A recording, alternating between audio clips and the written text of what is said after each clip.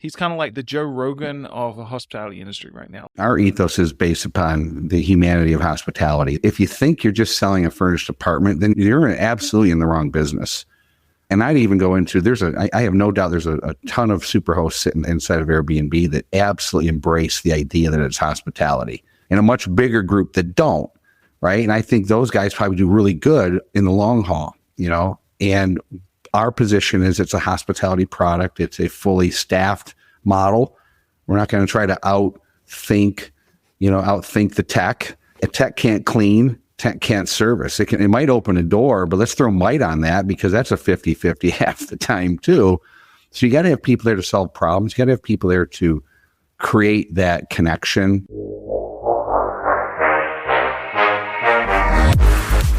You're listening to Slick Talk, the hospitality podcast, a podcast for those who are in and around the hospitality industry who love, live, and breathe what they do. You can join us for candid and unscripted conversations with hospitality experts and founders as we go deeper into their personal stories while they're sharing their triumphs and trials that got them to where they are today. I'm your host, Will Slickers, and you're listening to an episode of Slick Talk, the hospitality podcast. Now, let's begin.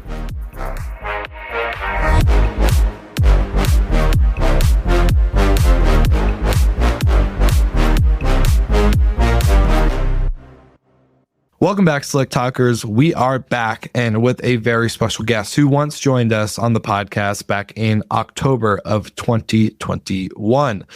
Lee Curtis is the CEO and founder of Reside Worldwide and a hospitality leader with over 30 years of experience in corporate housing and extended stay accommodations. Under his leadership, Reside has partnered with Wyndham Hotels to launch Wyndham Residence, a premium extended stay brand in the U.S. This collaboration combines Reside's operational experience with Wyndham's vast distribution network and loyalty program. Focused on an owner-first approach and professional management, Reside is redefining the extended stay market by prioritizing trust, quality, and sustainable demand.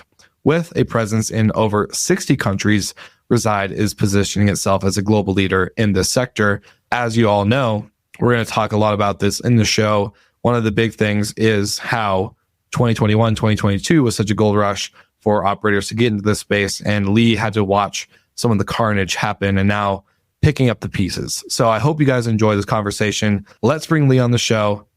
Let's begin. All right, Lee, welcome back to the show. Long time no see, my friend. Well, you just told it was 3 years, right? 3 years and a month. So yeah, it's been it seems to be I'm on a 3-year cycle with most of you guys. So I don't, you forget what I said last time. You bring me back and forgive me. So it's great to be back. Thank you. And happy Thanksgiving week. Of course. Happy Thanksgiving week to you as well. For all the listeners, I'm pretty sure it's going to be past Thanksgiving when this comes out, but we wish you happy holidays as well. Lee, let's jump in. You guys have had quite, after the 3 years and 1 month absence from the show, pretty fun, exciting things. So let's talk about this Wyndham and Reside partnership. What's attractive about this deal for you guys when going in with a brand like Wyndham? Yeah, so I mean, it's funny. I mean, they say 3 years and 1 month. I mean, the Wyndham deal, if you want to call it that, it's probably been incubating for almost that entire time. Kind of was born out of the original partnership we did with Wyndham in our 2 buildings that we've already managed. We have a beautiful building, Beekman Tower in New York City, and then Broadway Plaza in Rochester, Minnesota. And we moved those, and they operate in this furnished apartment, marketplace. We moved them into the Wyndham program under their trademark collection, in 21, and it kicked off a conversation about, the space, the growth of the furnished accommodation space, alternative accommodations. There's 100 names for it.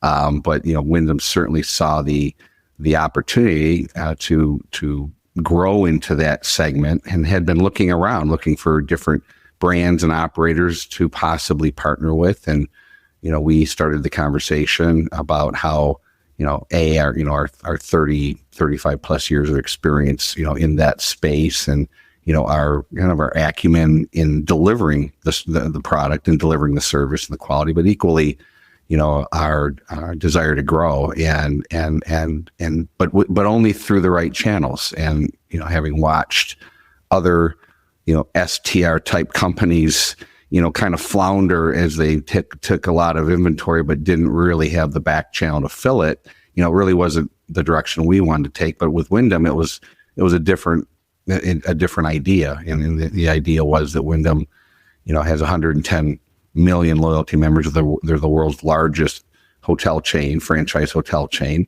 They're obviously pretty dominant here in the U.S. And they have a big desire to capture the right market share in this furnished accommodation space. So we started the conversations, thought through the processes, thought how the two brands would work together, how we name it, the procedures, the standards, and it took a while to get there, frankly. They're a huge company, but we wanted to get it right.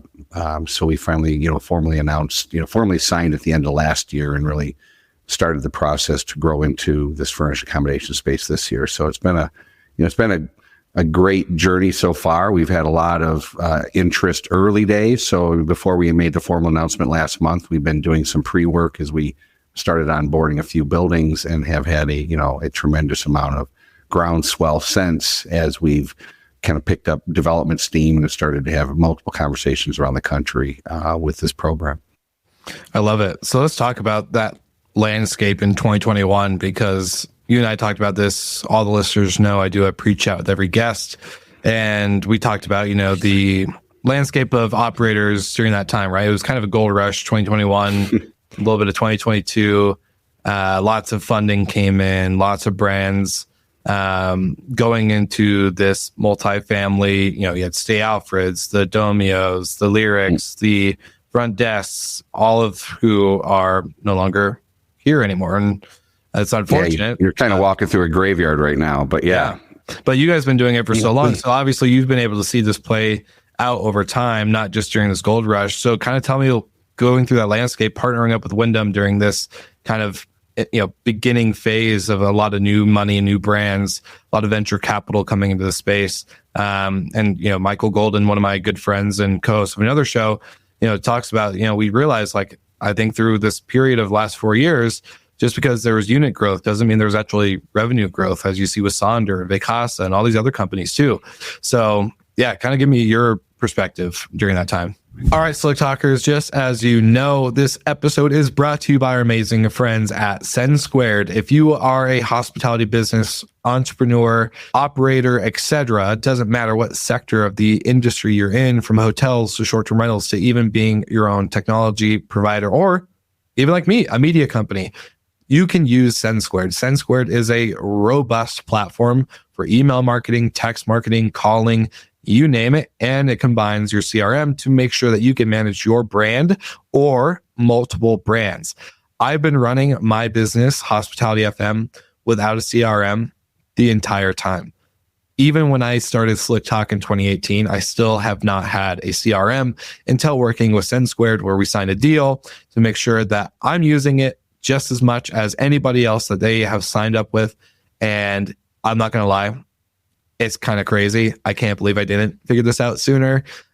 Jesse, our marketing and SEO consultant, is very happy that we've moved on to this. And so shout out to Send Squared for making our life simpler. If they could do it for us, I know they could do it for you. So grab the link in the show notes, connect with Send Squared. If you don't know who they are already, the amazing team behind the scenes, Nick, Roy, Christy, everybody there is just so awesome. So give them a quick shout out and hello from me to you, or from you to me, from somebody to somebody. You know what to do. Slick Talkers, grab the Send Squared link in the show notes. And of course, like always, we are back to the episode. Yeah, I mean, and you're right. I mean, I have been doing this for 30 plus years. We've seen the product, thrive in most other parts of the world, Europe, Asia, the product itself is called a lot of things, from a apart hotel to executive residence to service departments. It's got a wide path of names. It's never made it here, probably, I think because, here we've had a much more, I think, predictable and somewhat opportunistic growth in extended stay hotels. Extended stay hotels, starting with Residence Inn and all their ilk since then, kind of fill this space a little bit. And for many years, I think that's how it kind of didn't really make it here.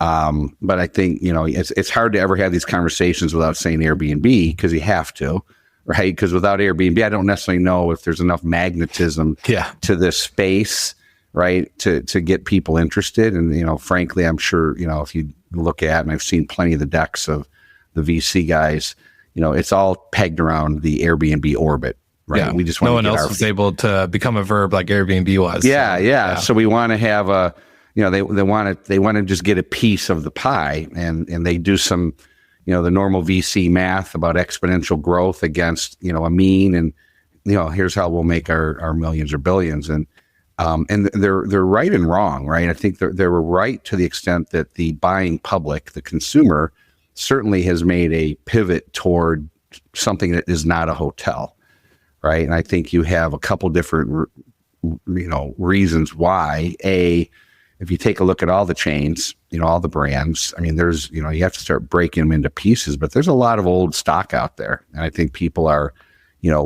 not as thrilled to pay, more money for less quality.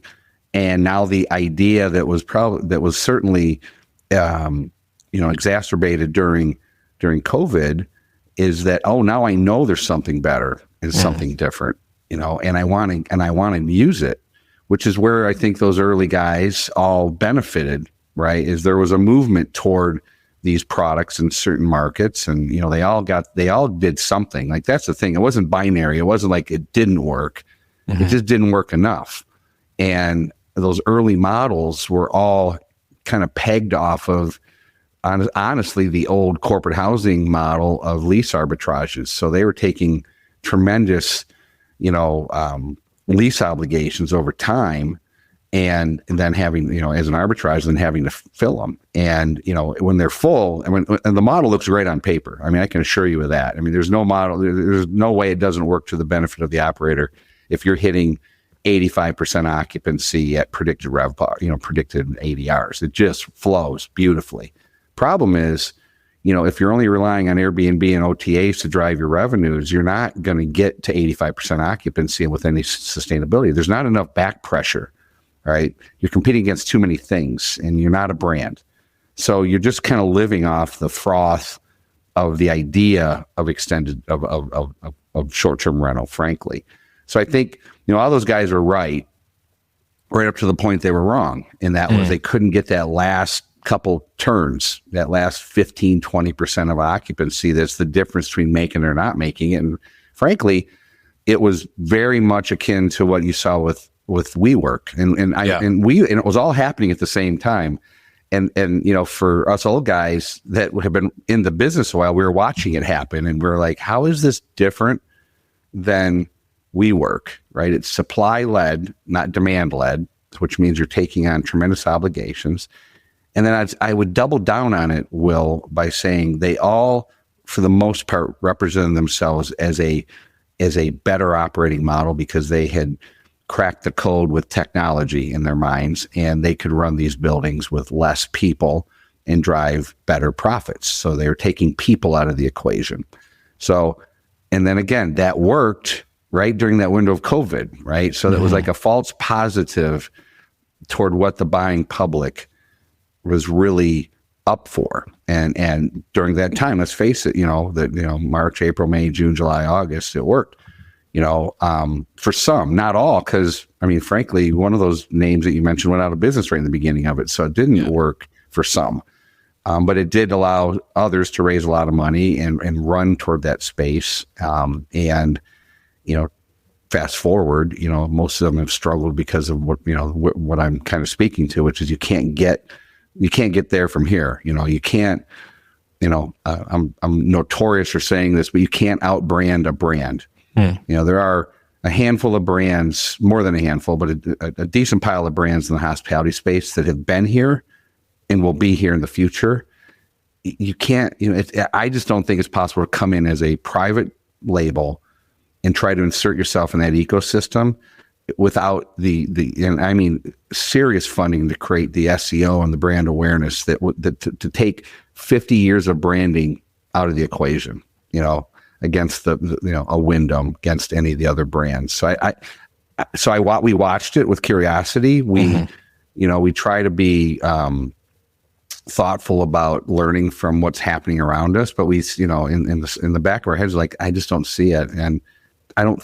So, which is why you've seen a pivot even in this space to away from these leases and moving more toward a traditional HMA, a traditional hospitality management agreement, where it's a fee managed system, and it behaves. The product is different, but the process behaves in the same vein as you'd expect to see with any other kind of hotel management program. Yeah, and I was going to say, I don't know, it's very interesting because it leaves such an open door for conversation around. I love what you said in the sense of, you can't compete with a brand, you can't outbrand a brand, right? And so it's not even the hotel brand. So I look at the Expedia, Booking.com, OTA marketing spending budgets every year, right? They're spending $16 to $18 billion just on marketing, right? SEO. All that stuff that we can't compete with as an operator. So it's also coming into play, like, yes, you could take people out of the picture, add technology, but you're still competing against billions of dollars spent against you in terms of OTAs, the brands themselves, etc. So that makes sense on the Wyndham. Is kind of why the Wyndham deal mostly approaches kind of like, you guys. Well, they're a brand. They have a distinct white space in their brand stack. If you look at all the different brands they represent, right in that upper scale zone is an area they've been putting a lot of emphasis on growing into. They have nothing in the upscale extended stay space. Like for us, as we kind of evaluated the marketplace, we didn't want to be in a competitive brand stack with other equal brands that might be confused with us, right? Yeah. So with Wyndham, it's a clean space. We're not, as I like to say, we don't have to go to a Wyndham brand conference and apologize to anybody because we cannibalize something in their market. It's a very distinct product. It's got, it's pretty pliable. It's a soft brand. One of the things I'd point out is, Reside of Wyndham Residence is a soft brand, which means we're able to more or less reverse engineer our way into almost any qualifying product. And a qualifying product would be, a one, studio 1, 2, 3 bedroom, multifamily product with the appropriate amenities, the basic amenities plus. So we can, there's a ground floor and amenities like, gyms and business center and some meeting space and obviously kitchens and washers and dryers. I mean, there's an entire checklist of, basic infrastructure that needs to be present in the building. But it then can go all the way to the extreme. And if you've been to any of the mega projects that have opened up in the last couple of years, there's some extreme examples of amenities out there that, that are nice to have, but all of them work in our ecosystem. We can, we're not going to come in and demand changes to colors and palettes and floor coverings unless, of course, they don't meet the quality standards. I mean, for the most part, anything we do in a property will be based upon quality, life safety.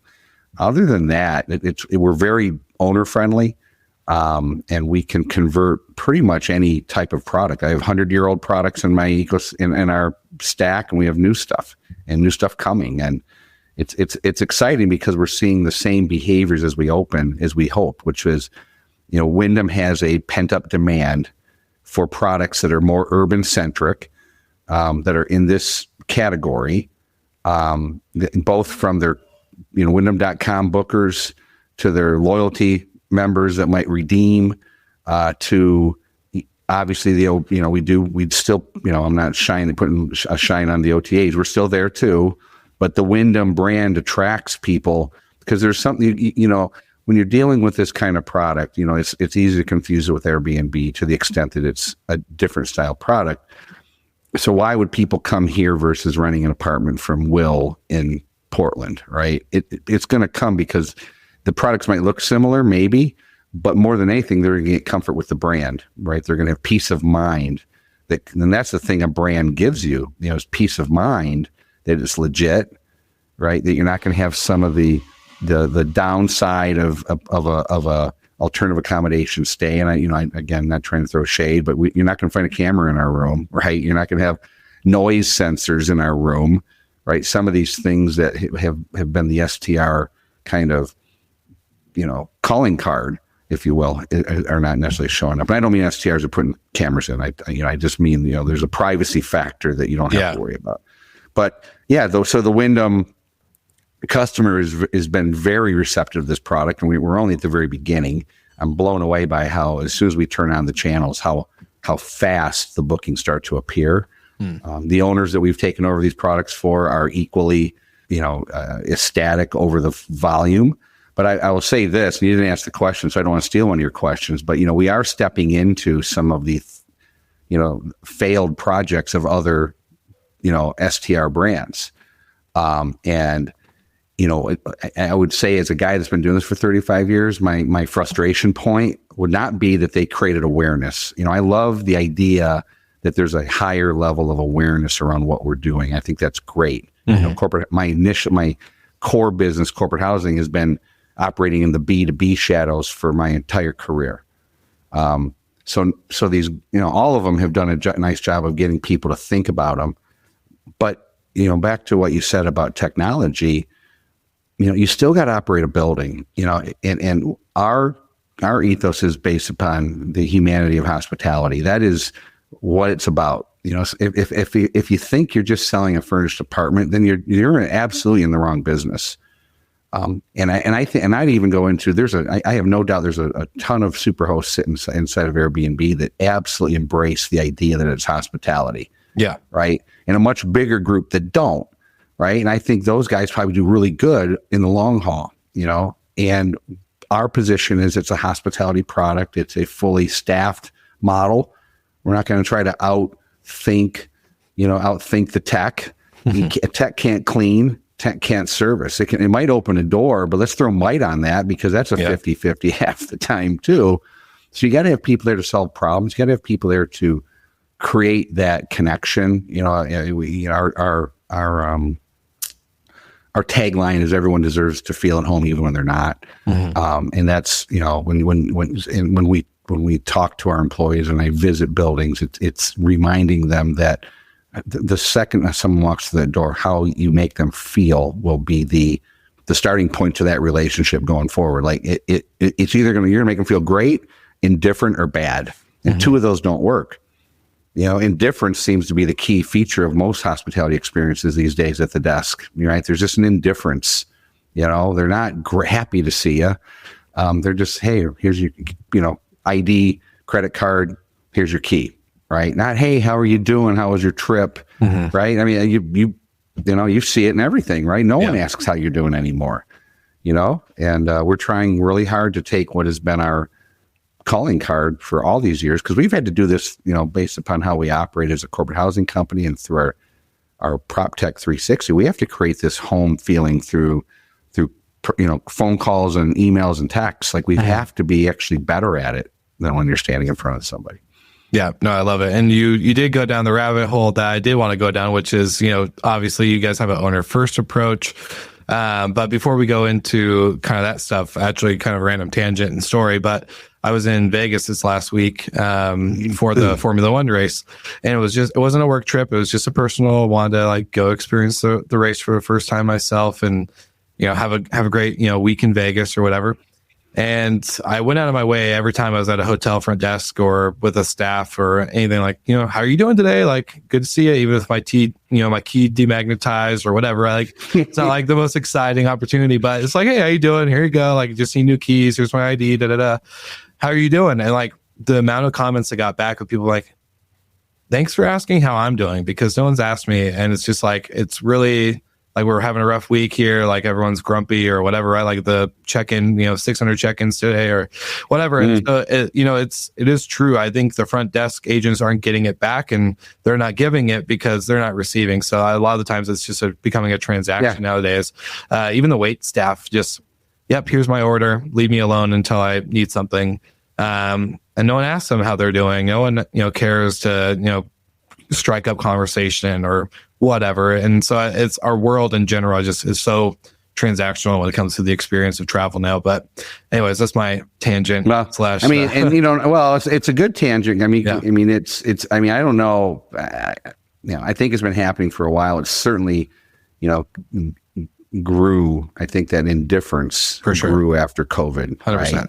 You're not wrong. And I think it's a tough place to be too, because, it depends. Like I feel really lucky and blessed. I literally stumbled into hospitality at 18. I wasn't looking for it. I was just, going to college and had spent 4 years flipping pizzas. So I had no real inkling of what I was going to do, but I got softly recruited from a neighbor to, work at a Hyatt in 1983, and showed up as, I actually had the crappiest job in the hotel. I was midnight convention services houseman that was like, listen, you're 18, you're by yourself at 11 a.m. or p.m. for 8 hours. And they want you to, clean up the ballroom and set the tables for the morning meetings. I mean, it was miserable. Yeah.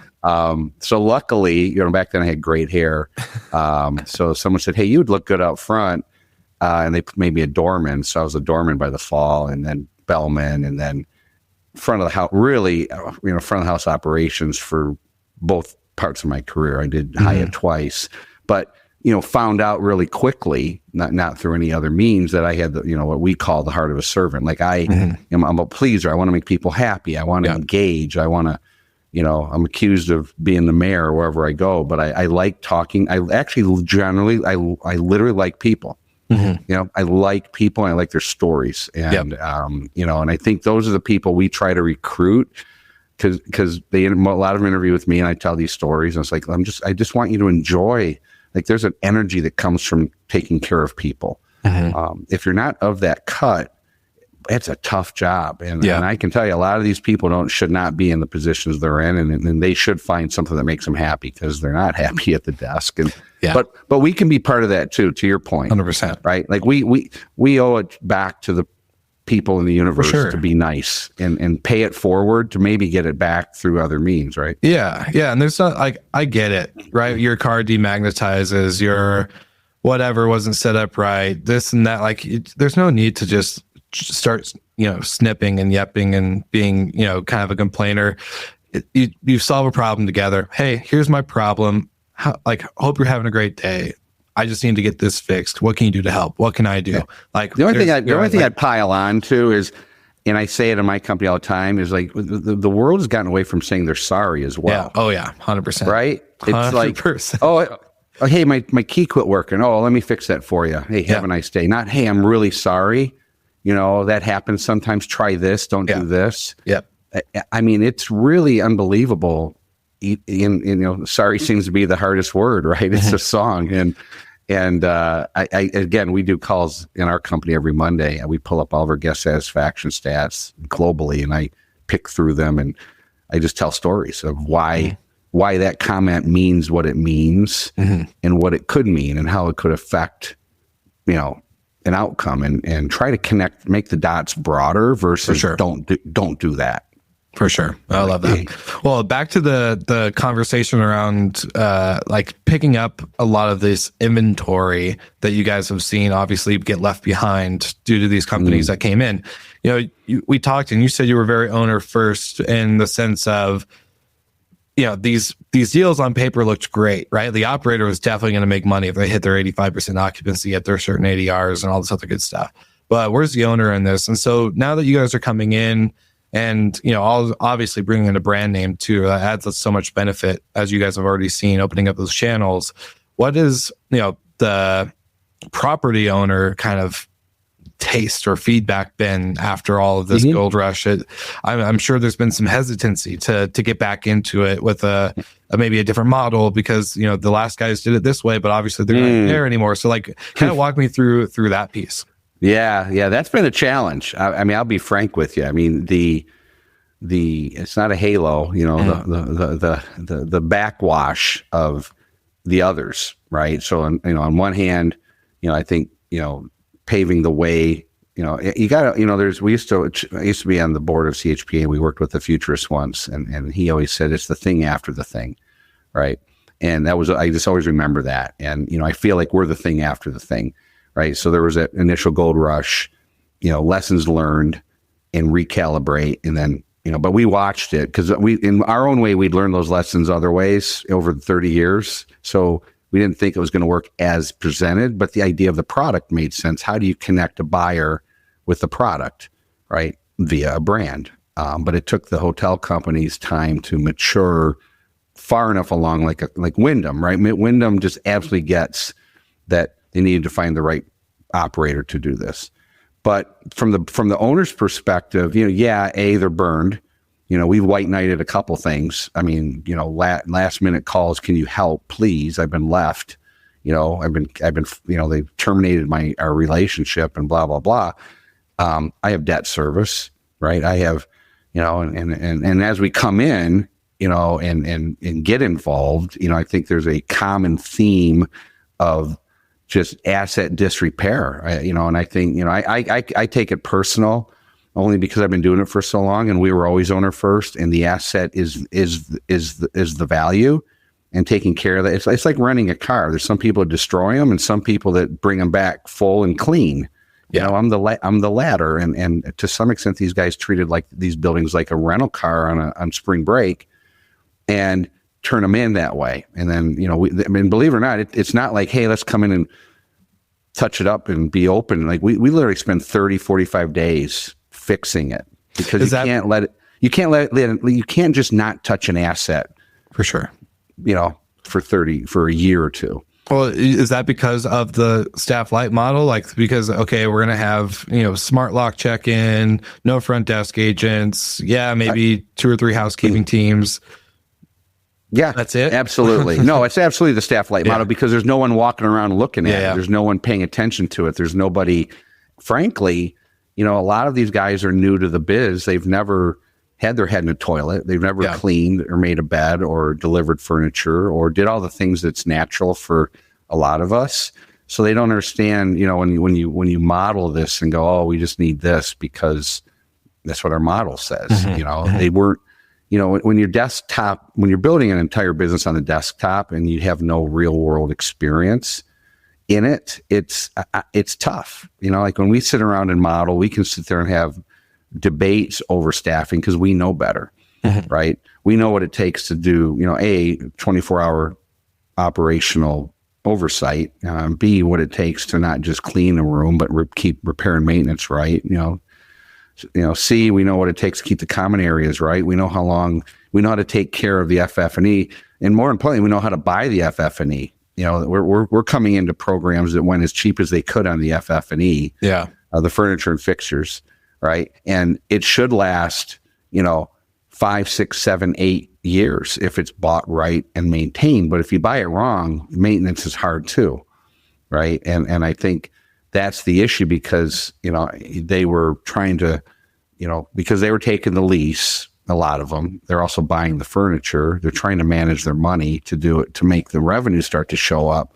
But, that's not our model. Our model is a very traditional hotel management model where the owner absolutely knows they buy the furniture. We put a pack together that is probably as competitive as any in the industry, but it's also 30 years of experience. So we know what pieces are going to last. We know which pieces won't last. We know how to work around those things and how to repair and control the FF&E experience. But yeah, I think you're back to what you said. You can't. It's a dirty business. Requires people to do it. If you're not willing to get down on your hands and knees and look under a bed or scrub a corner or just walk through a lobby and pick up a wrapper, you're not really in the hospitality business. And I think that's that's the issue of the property itself. I think for the owner, to answer your question, they like, and I'll quote them, not me, but they like to, they said, listen, it's nice to be working with adults. And that's experience, but that's also approach, right? And the fact that we listen to them and we partner with them and we are there for the long haul. Our relationship on paper is a 10-year relationship. So, we're married to these guys and gals for 10 years. So it's got to work from day one, forward. So we have to make it better for them, easier for them. We have to, it's fun to see them making money because they haven't made money. It's fun to see them get to the other side of things. I have some owners that, I mean, I was just at a property, and I won't call out properties, but I mean, the owner is so engaged. I mean, he's just so excited to have a hospitality product. And he's like, I'm going to do this and I'm doing this and we're going to do this. Like, you don't need to do all that. Like, if there's, the ROI isn't quite in all those things, but I get that it's your product. And here's the beauty. We're a soft brand. I'm not going to say no. Yeah. Right. I'll say no to something. I don't know what it would be, but nothing you're saying would put me in that category. So it's kind of fun to watch these guys get really excited about being, hoteliers.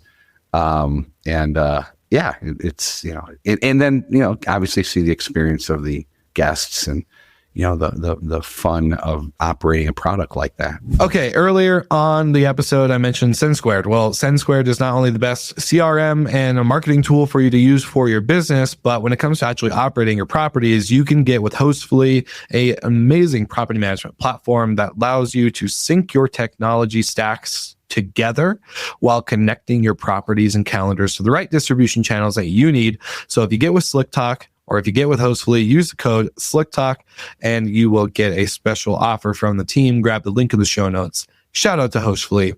And now we're back to the episode with Lee Curtis. Yeah. I kind of want to flip a script on you really quick, just because there's conversations we have on this show quite often, especially around the regulatory sector, right? Like a lot of people get into short-term rentals or even boutique hotel ownership. In order to have that hospitality experience, they want to take care of people. They want to serve. They want to see families and groups and all sorts of travelers come through and have a great time.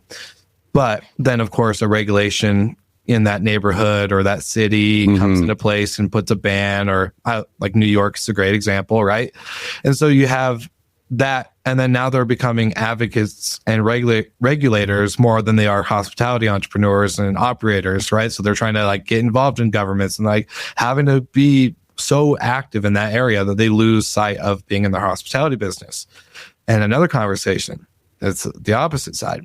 People get into hospitality. They get over inundated with tech. Now they're running a tech company, not a hospitality business, because there's so many pieces of technology they have to learn that they don't really know or understand in order to keep up with today's operational, I think, mandate. And then my last one, I promise, I kind of want to get your opinion on, is the ones that, want to get in that hybrid. They want to get in the middle where it's like, yes, I'm taking care of people. We have great tech. We have great operations. We're building a great business model. People are having great moments in this hotel or whatever property. But it is very, very taxing on the human body, human capital, whatever type of term that you want to use. And the little stuff. It's like, man, I got into this business to take care of people, not to be a maintenance person and a garbage man and a housekeeper and like all this stuff. So is there a perfect middle for like hospitality people to take care and have hospitality, but not to feel like they're going one extreme of these different sectors? Yeah. I mean, I think if you're an experienced operator, you can find the middle. I think it depends on where you came from, and where you came from is a lot of times where you end, right? If you're a Silicon Valley group, you can't possibly put out an offering without leveraging the technology as the answer. And, you'll go through some of those. I've seen them. I've seen most of these guys' decks at some point or another. And there's not even a design-led, tech-enabled product. How many times have you heard that? Or tech-forward, design-led. Yeah. And where's the people in there, right? So I think, if you come from there, I think you're handicapped to start with, because you don't understand that there's a humanity to it, which is how you behave, but there's a sweat quotient to it, which is how you work. And I do think you can find the middle ground. Like, I've been very cautious about over-teching our experience, because people don't. I mean, listen, I feel like I'm a pretty tech savvy guy. Well, you guys, when you were on the show the first time, we talked about your prop tech business. And it's a strong business, and it is growing, and it's done great. 360 continues to lead the way, in its approach. We obviously have to navigate the different ways people operate around the world to deliver the experience, but it's tech enabled. We talk about it all the time, and I can say it on both sides of the house. It's a curated experience. So there's people there making sure things are going right. I think, so I try really hard not to let the tech take over the experience. I think there's no avoiding some things, like this whole, movement toward RFID and phones and all that stuff. Like, I personally don't like it. I rarely see it work. You're constantly fighting it when you go to check into a hotel. It's like, oh, pre-check in and don't come to the desk. And I end up at the desk, right? I don't understand that, right? And I don't think it's necessary. But it's being pushed by, I suspect, the money behind these brands and not just, and I mean the big hotel brands too. There's like someone's 100%. Told them that this is the future, but the backup is come to the desk. So, and probably it works at some point, but it does take the hospitality out of it. And I suspect at the upper edge of hospitality experiences, like when you look at some of the stuff your other show that Sarah does, right? And she goes around the world and goes to these really, really nice places. I don't know how you don't have that gig. Well, you got to switch the gig up a little bit because she's got the better part of the gig, I think. Yeah, 100%. She does. 1,000%. Yeah, 1,000%. Dang it. I have to do all these work trips, so I don't get to film and have fun with them. I just have to work. But when you go to those places, like you go to a nice, and I'm jumping around, so I apologize. But you go to a nice place in the Bahamas and check in, right? They bring you to a desk and sit you down and check you in. Yeah. I would hope that's there 100 years from now. I really do. That we haven't gotten so sterile with our experience that we don't take the totality of the experience and experience it. Like, you don't want to be in a Starship Enterprise and say, I want a filet mignon and just have it show up. You'd like I'm going to open a bottle for you. And right. And I hope, I don't know, I'm old, so who knows what really will happen. But I think then I'm glad you brought up regulatory, because I think, for us, because it's one of the questions you didn't ask, but it's part of it. It's like, well, what's happening? How do you feel about regulations in your product? And I think it's harder if you're a fragmented kind of alternative accommodation STR player to navigate that, because that they're actually that is what they're gunning for sure. Right? They're either gunning for you if they think you're taking affordable stock out of a marketplace, and that is, your 5 or 6 major, urban markets. They all have, short-term regulations, whether it's Seattle, New York, Chicago, DC, LA, keep going on the list. It's all your usual suspects. The good news is if you're focused on moving into that space, as we are and some others, there's not workarounds, but there's a path. There's a path. You just got to get into that path. You either get in that path during entitlements, you get in that path post entitlement. There are ways to legitimately operate a furnished apartment block in every one of those cities. You just can't do it in the shadows. And I think that's where the collision has happened. It's the shadow work that gets done in these industries. That's why in New York, I'd love the real story of what's going on in New York, because there's still thousands of furnished units running through New York the old way. They're just not doing it. They're doing it super in the shadows now, which isn't great for the customer. No, right, at all. Yeah, especially if you're going like the Facebook marketplaces of the world, right? And then that's how you're booking your stay. It's like, okay, like a little sketch. But I am curious. I am curious though, because like obviously the Wyndham partnership with you guys, definitely a big benefit is, especially any city sees, Wyndham associated with Reside, like, okay, that's already a big credibility. But a lot of these places I've heard, trying to remember, we had, CEO of Mint House on a while ago and talking about like getting boutique hotel licenses, right? And so like, yeah, it's a residential building, it's not fully commercial, but they still get that license and permit. Is that part of the path, or how do you kind of describe It's one of many, right? Okay. If you fast forward to the product, right? At the end of the day, what we want is, a good quality, well located, multifamily type product. For sure. In some configuration that still has the aforementioned amenities. The gym, and it has all the things you'd like to see there. Washer and dryer, kitchen, right? Those are kind of not kitchenettes, but kitchens. Actual kitchen. There's an actual kitchens. There's a difference there. And what's interesting, so that's the end game, and then you got to, then you just got to figure out how to get there. And every market has a different path. Every product has a different history. The older products are interesting. A lot of the converted products are interesting. The alternative use products that maybe had a history at one time of being a hotel. Like can take a major city like New York or Chicago, and the original business of that building was a hotel, and then someone bought it, 50 years ago and put apartments in it, but you can get back to it. So sometimes it's about doing the work to get back to its original, its original state. Sometimes it's converting to your point, getting a boutique hotel license, because it's essentially what it is. It's it's a service apartment, a part hotel. There's a path there. The thing about it that's always interesting to me, and I think it is that fact that a city, when this is not in the shadows, when you're in the light of day and you're working, you're a good corporate citizen, you're paying almost double the taxes, right? It's everyone wins.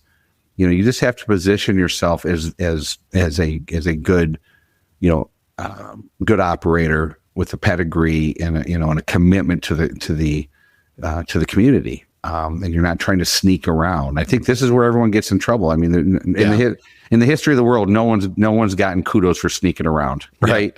Yeah. so and unfortunately, that's what they've the municipalities, and not only them, sometimes just the lease itself. You take a major player.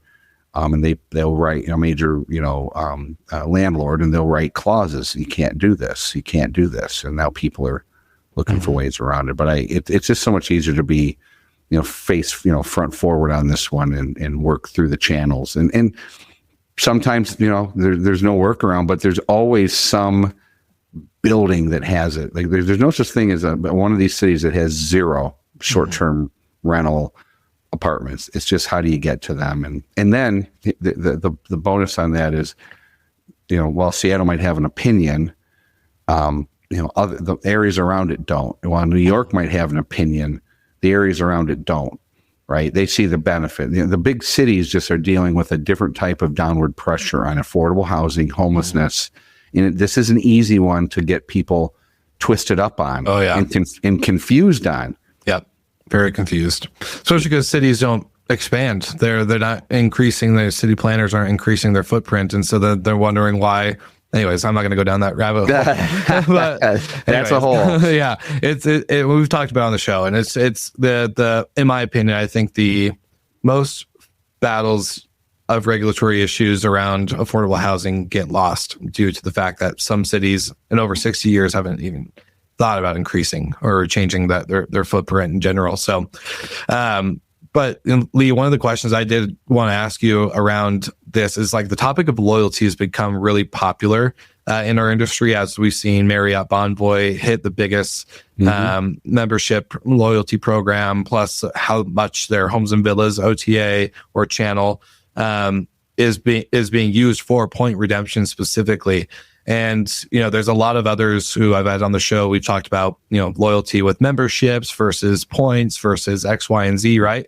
And so taking a brand like, Reside, and now in partnership with Wyndham Residences, and kind of building out this whole soft brand that you guys are doing, where does this take you guys globally? And how does loyalty play an effect on that? Because obviously I can see you have the experience, like you said earlier, the adults are in the room now in these buildings that are, were left high and dry or maybe just low return.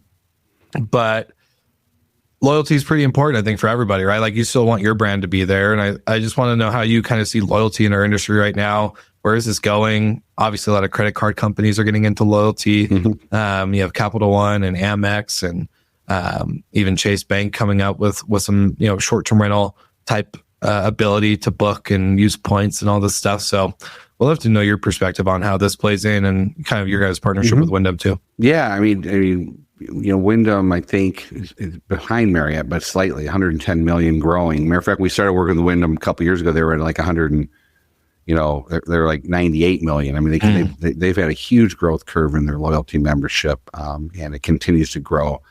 And so right off the bat, we're affiliated. We're an earning source and a redemption source. So we're part of the ecosystem. So we are now, part and parcel part of the Wyndham loyalty reward system. So our products get both sides of it. So we think it's important. It certainly creates stickiness, with that Wyndham traveler. Wyndham.com, is obviously the goal when you have a loyalty program, not unlike the other brands. So, so for us, it's a win-win. When you talk about global loyalty, while this initiative or this initial movement with these residences is here in the U.S., I can assure you we're having conversations already with others in other parts of the world, and that's not a big stretch for us because it's I'm not going to marginalize the complexities of international business, but if you think again, like I think, at the end of it, it's a furnished apartment, right? So how do you get what path gets you to it? Yeah, and we've done most of those paths globally. I mean, my previous lives, I've operated everything from Dubai to Singapore and everywhere in between. And the calming part of it always, because it sounds big, right? The calming part of it is when you finally get there, it's the same, and so it's just about navigating the two or the 80-20 rule for the most part, permeates the industry. So yeah, I think loyalty is huge.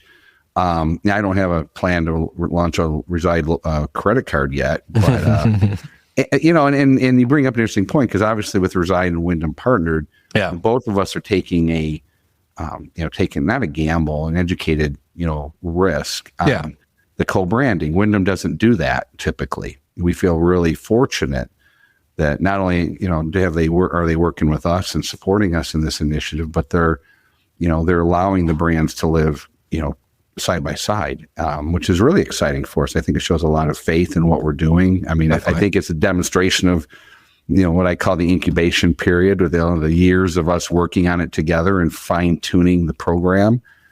Doing a few test balloons on it before we launched, and getting it right, and then having their kind of omnipresent support. We have direct access to the top of their company because the thing that's interesting about a soft brand like ours moving into the residential space, and it's obvious, it's not a hotel.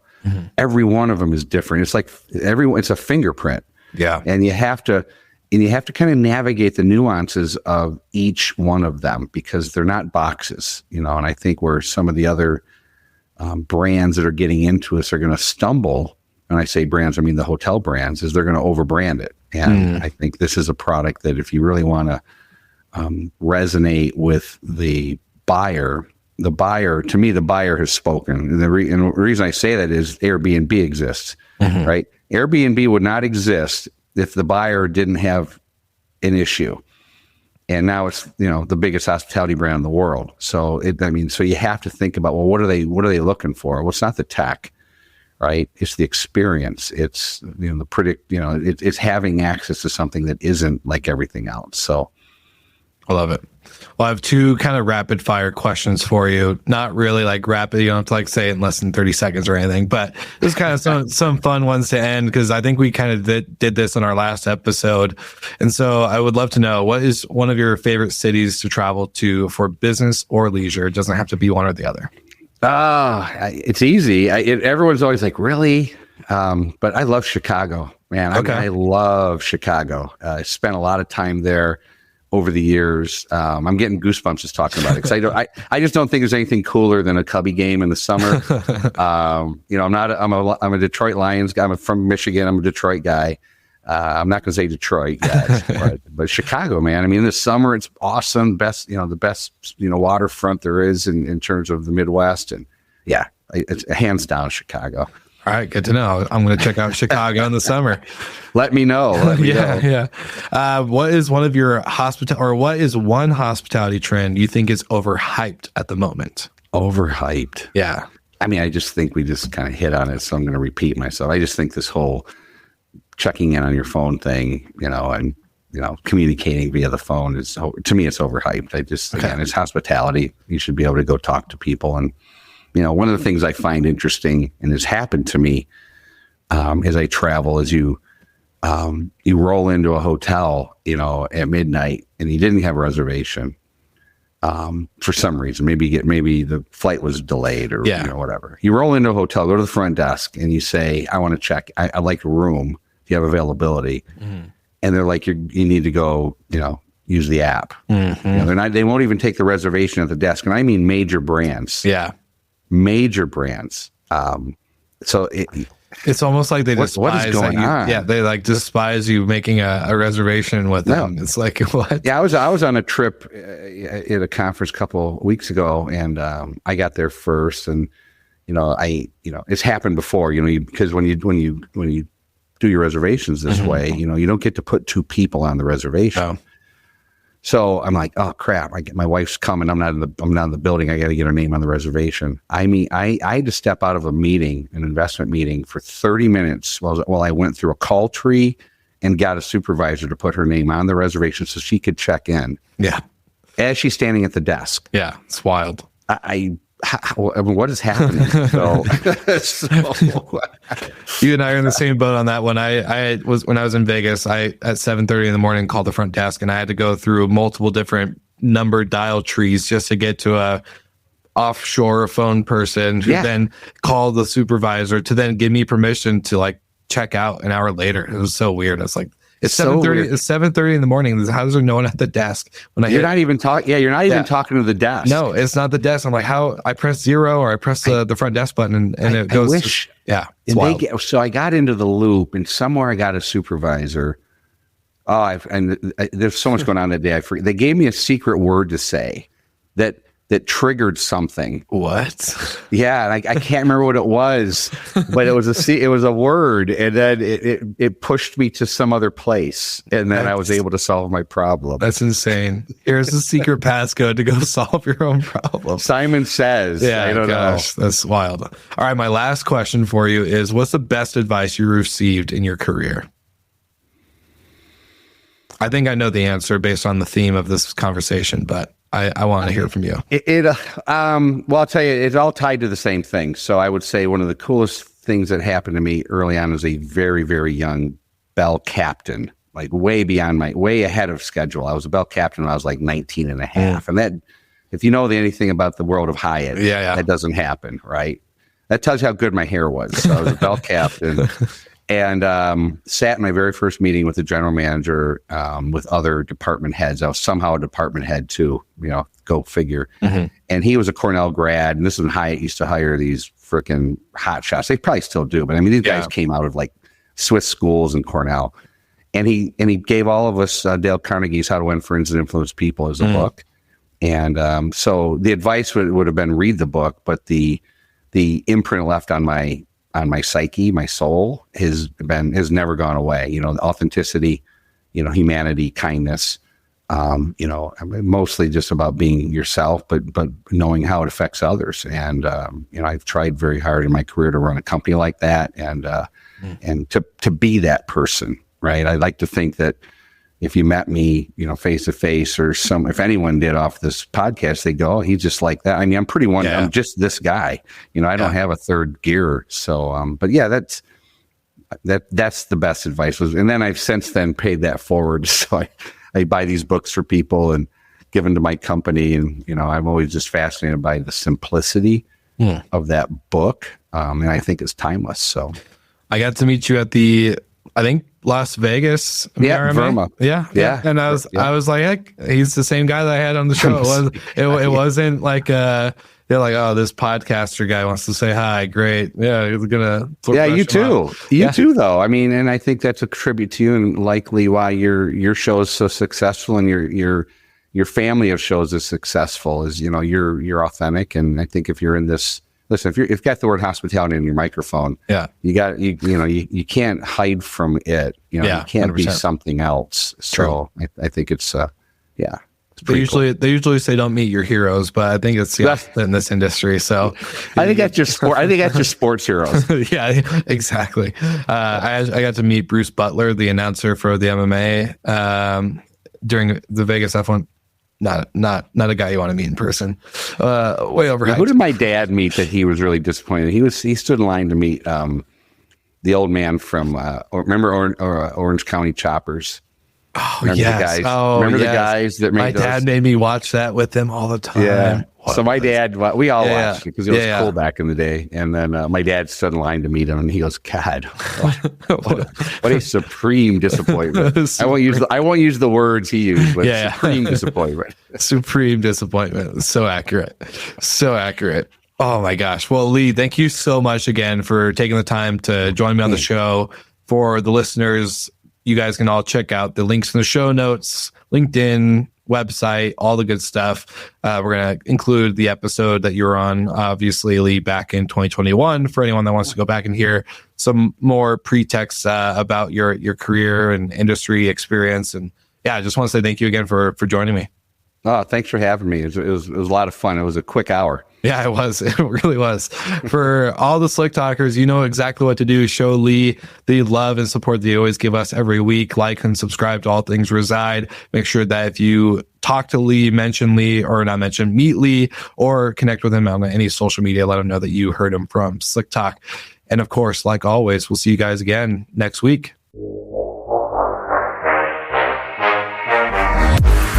Thank you so much for listening, and thank you to our show partners for making Slick Talk, the hospitality podcast, possible.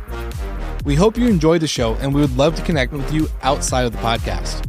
So you can follow us on all of our social media channels for daily hospitality content, or find us on slicktalkthepodcast.com.